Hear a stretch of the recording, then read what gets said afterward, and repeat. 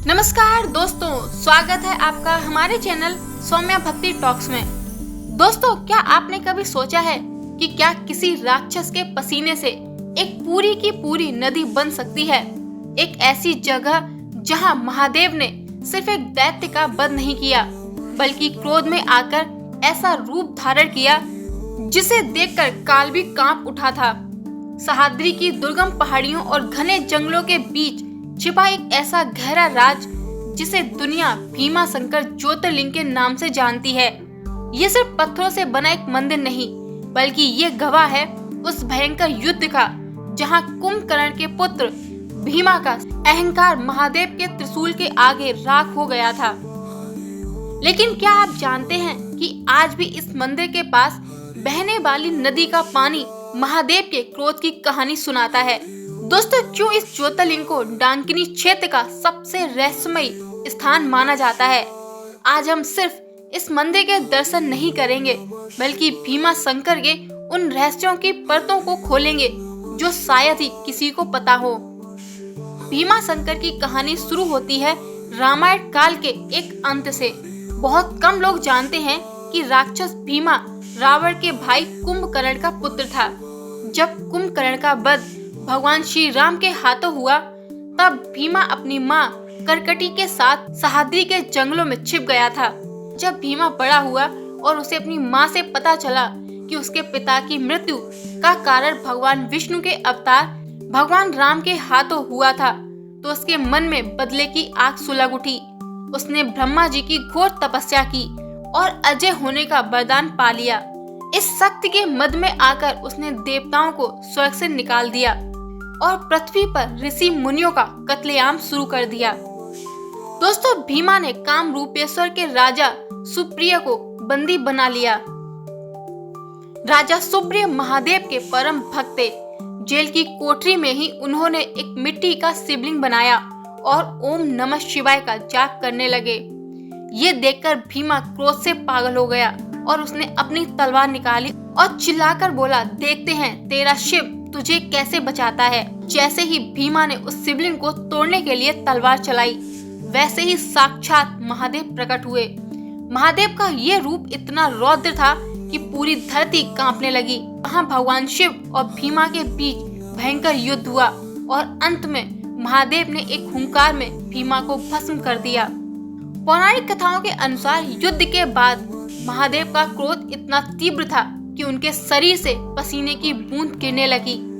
उन बूंदों के प्रभाव से एक पूरी की पूरी नदी बन गई, जिसे आज हम भीमा नदी के नाम से जानते हैं। वैज्ञानिकों के लिए ये भी एक रहस्य है कि सह्याद्री की इन ऊंचाइयों पर जल का ये निरंतर प्रवाह कहां से आता है। दोस्तों, अगर आप भीमा शंकर मंदिर जा रहे हैं तो इस बात को जान लीजिए जो हर टूरिस्ट को नहीं पता। मुख्य मंदिर से करीब 2 से 3 किलोमीटर दूर जंगलों के बीच एक स्थान है जिसे गुप्त भीमा शंकर कहा जाता है। माना जाता है कि असल में महादेव इसी स्थान पर पहली बार प्रकट हुए थे। यहाँ जाने का रास्ता बेहद संकरा और घने पेड़ों से ढका है, जहाँ आज भी अजीब सी शांति और दैवीय ऊर्जा महसूस होती है। इस मंदिर की वास्तुकला नागराज शैली में है, लेकिन यहाँ एक बहुत ही अजीब चीज है। मंदिर के बाहर लगा एक विशाल लोहे का घंटा। ये घंटा किसी भारतीय राजा ने नहीं, बल्कि पुर्तगालियों ने दिया था। इसके पीछे की कहानी ये है कि चिमाजी अप्पा ने जब पुर्तगालियों को युद्ध में हराया था, तब ये चर्च का घंटा जीत कर लाए थे और महादेव के चरणों में अर्पित कर दिया था। भीमा शंकर ज्योतिर्लिंग हमें ये सिखाता है कि अहंकार चाहे कितना भी बड़ा क्यों ना हो, महादेव की एक हुंकार उसे राख करने के लिए काफी है।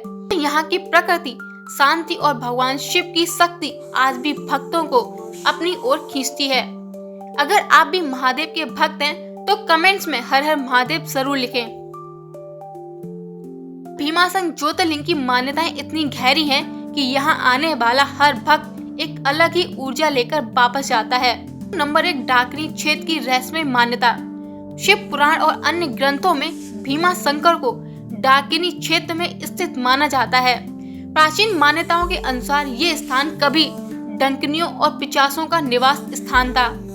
महादेव ने यहाँ प्रकट होकर न केवल राक्षस भीमा का अंत किया, बल्कि पूरे क्षेत्र को बुरी शक्तियों से मुक्त कराया। इसलिए माना जाता है कि यहाँ दर्शन करने से इंसान के अंदर का डर और नकारात्मक शक्तियाँ खत्म हो जाती हैं। नंबर 2, अर्धनारीश्वर स्वरूप की मान्यता।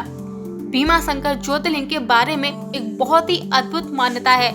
यहाँ के शिवलिंग को बहुत ही ध्यान से देखने पर उसके बीच में एक दरार यानी विभाजन दिखाई देता है। माना जाता है कि इसका एक भाग भगवान शिव का है और दूसरा माता पार्वती यानी शक्ति का। इसीलिए इसे अर्धनारीश्वर का स्वरूप भी माना जाता है। भक्त मानते हैं कि यहाँ दर्शन करने से वैवाहिक जीवन में सुख और शांति आती है। नंबर 3, मोक्ष और पाप मुक्ति। पुराणों के अनुसार जो व्यक्ति श्रद्धा पूर्वक भीमा शंकर के दर्शन करता है और भीमा नदी में स्नान करता है, उसके 7 जन्मों के पाप धुल जाते हैं। ऐसी मान्यता है कि सूर्य उदय के समय इस ज्योतिर्लिंग के दर्शन करने से व्यक्ति को जन्म मरण के चक्र से मुक्ति यानी मोक्ष प्राप्त होता है। नंबर 4, स्वयंभू शिवलिंग। भीमा शंकर शिवलिंग को स्वयंभू माना जाता है, यानी इसकी स्थापना किसी मनुष्य ने नहीं की, बल्कि यह स्वयं पृथ्वी से प्रकट हुआ। भक्तों का मानना है कि यह शिवलिंग आज भी निरंतर बढ़ रहा है। हालांकि यह बहुत धीमी प्रक्रिया है जो इसकी जीवित शक्ति का प्रतीक है। नंबर 5, माँ पार्वती का कमलजा रूप। मंदिर के पास ही माता पार्वती का कमलजा मंदिर है। मान्यता है कि जब महादेव और भीमा राक्षस के बीच युद्ध हो रहा था, तब ब्रह्मा जी ने युद्ध में सहायता के लिए महादेव को कमल के फूल अर्पित किए थे। उन्हीं फूलों से माता प्रकट हुई। लोग मानते हैं कि भीमा शंकर की यात्रा तब तक पूरी नहीं होती जब तक आप माता कमलजा के दर्शन ना कर लें। नंबर 6, मनोकामना पूर्ति और अभिषेक। यहाँ रुद्राभिषेक का विशेष महत्व है। मान्यता है कि यदि कोई भक्त यहाँ दूध और घी से अभिषेक करता है तो उसे असाध्य रोग जैसे बीमारियों जिसका इलाज मुश्किल हो से मुक्ति मिलती है। सोमवार और महाशिवरात्रि के दिन यहाँ की गई पूजा का फल 1000 गुना बढ़कर मिलता है।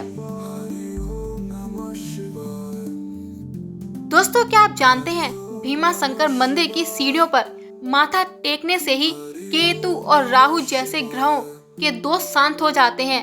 भीमा शंकर मंदिर के निर्माण को लेकर 2 मुख्य पहलू हैं। नंबर 1, पौराणिक यानी धार्मिक और दूसरा ऐतिहासिक। धार्मिक ग्रंथों के अनुसार इस मंदिर का मूल स्थान स्वयं प्रकट यानी स्वयंभू माना जाता है।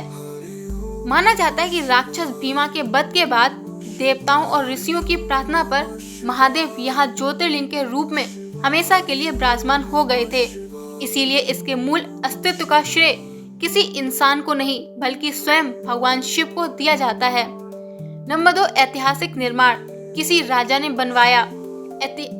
इतिहास की बात करें तो वर्तमान मंदिर का ढांचा अलग अलग समय पे कई शासकों द्वारा बनाया और विकसित किया गया।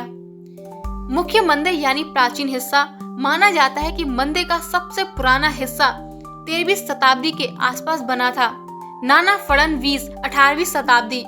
मंदिर के वर्तमान भव्य स्वरूप और मुख्य संरचना का निर्माण नाना फड़नवीस द्वारा कराया गया था, जो मराठा साम्राज्य के एक प्रभावशाली मंत्री और राजनीतिज्ञ थे।